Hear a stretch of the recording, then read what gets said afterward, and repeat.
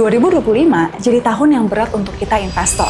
IHSG sempat anjlok bahkan turun sampai 7% dalam sehari di awal April kemarin, hampir nyentuh level bear market.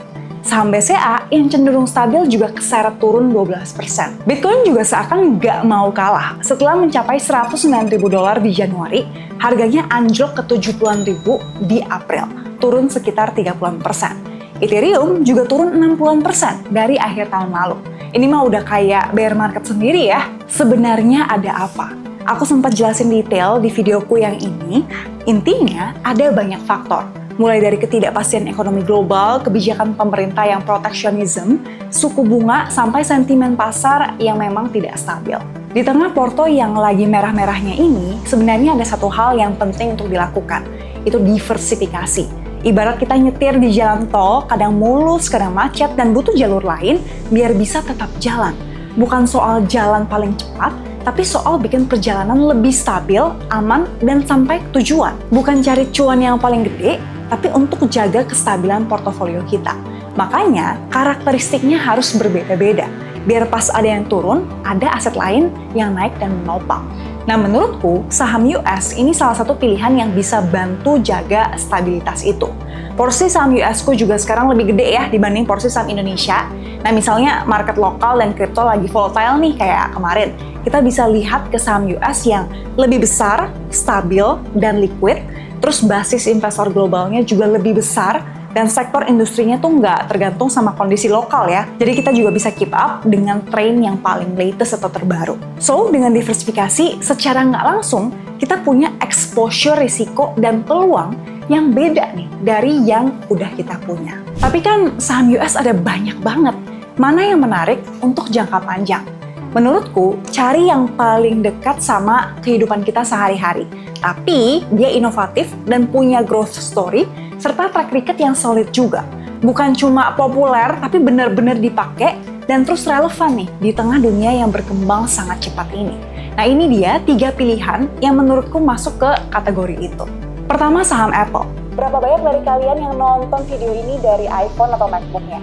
Dan juga punya AirPods atau Apple Watch. Hebatnya, Apple itu bukan cuma jualan gadget, tapi dia bisa bangun ekosistem.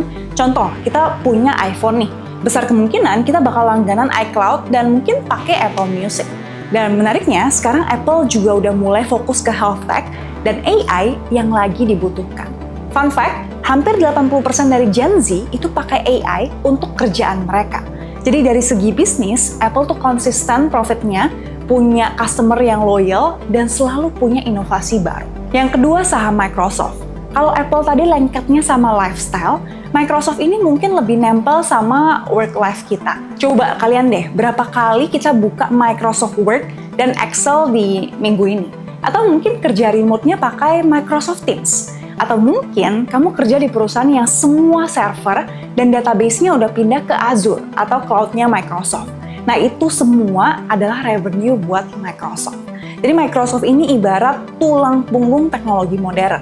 Ada di balik layar dari hampir semua industri. Mereka nggak pernah berhenti beradaptasi, bahkan sekarang lagi agresif banget di AI. Fun fact-nya, kalau kamu pakai ChatGPT versi premium, which is aku pakai, Microsoft tuh ada di belakangnya. Dan Microsoft juga lagi bangun AI tools buat Office, kayak Copilot, yang bisa bantu kerjaan kita otomatis. Dan yang ketiga, indeks SPY. Nah, kalau kalian ngerasa belum pede nih milih satu-satu sahamnya, indeks SPY ini bisa jadi solusi. SPY itu ETF yang isinya 500 perusahaan terbesar di Amerika. Jadi ibarat punya keranjang, tapi isinya tuh saham-saham top kayak Apple, Microsoft, Amazon, Google, dan yang lainnya. Dan saham-sahamnya juga banyak yang dipilih Warren Buffett buat investor retail pemula. Kata beliau, kalau kita nggak mau ribet ya, taruh aja uang kita di indeks dan biarin waktu yang ngerjain sisanya. Kalau kita lihat historical track record-nya pun, indeks SPY ini punya rata-rata return tahunan 8-10%, bahkan setelah krisis sekalipun, indeks ini selalu recover dan naik lagi. Oh ya, buat kalian yang mau mulai investasi di saham US, bisa pakai apps Ajaib Alpha yang sekarang udah ada pilihan saham US-nya juga. Lama-lama Ajaib ini jadi akses tanpa batas ke pasar dunia nggak sih? Soalnya lengkap banget, dari saham Indo ada, saham US ada, reksadana, sampai kripto dan obligasi di satu apps yang sama. Cocok banget buat kita bisa diversifikasi aset. Mereka juga punya lebih dari 600 pilihan saham US. Aku coba praktekin cara belinya ya. Pertama, kita masuk dulu ke apps Ajaib Alpha. Kalian bisa pakai kode ajaibku biar dapat bonus aset kripto dari Ajaib Alpha. Terus yang kedua, kita cari saham US yang mau kita beli. Misal kita saham Apple tadi ya.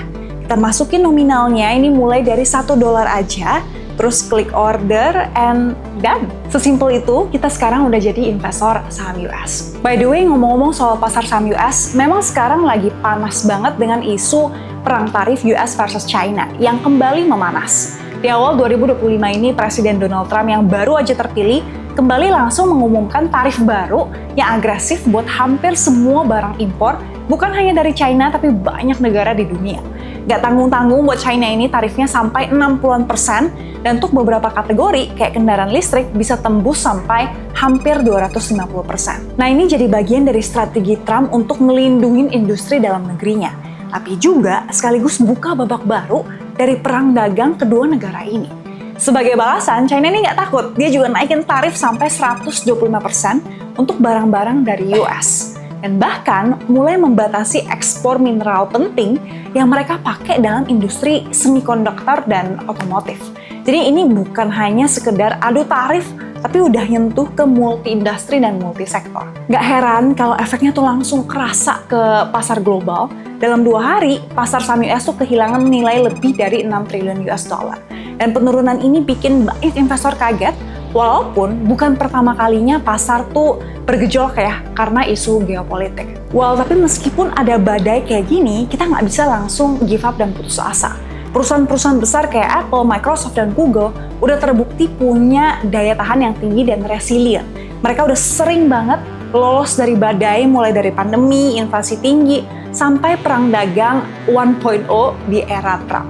Dan buat investor jangka panjang, momen kayak gini justru bisa jadi kesempatan buat masuk ke saham-saham yang bagus yang lagi terkoreksi. Tapi selalu ingat, jangan all in. Lihat dulu apakah revenue perusahaan-perusahaan ini benar-benar terdampak, apakah dampaknya cuma sementara atau lebih struktural.